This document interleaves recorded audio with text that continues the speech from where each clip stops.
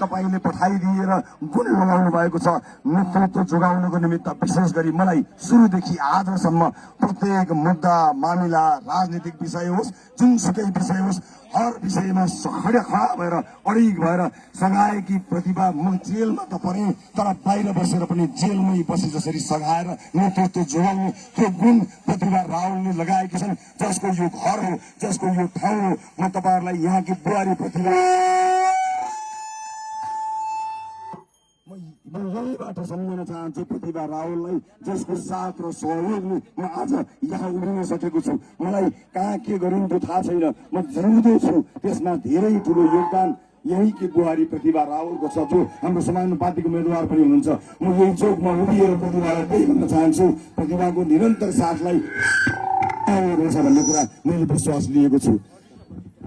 त्यो सँगसँगै अर्को युवा उम्मेदवार पनि यहाँबाट हुनुहुन्छ श्रद्धा कुँवर जसलाई हामीले समानुपातिक उम्मेदवारका रूपमा लिएर आएका छौँ। राजनीतिक चेतनामा अब्बल श्रद्धा कुँवरको उपस्थितिले यसपटकको संसद हल्लिनेछ गुल्लिनेछ।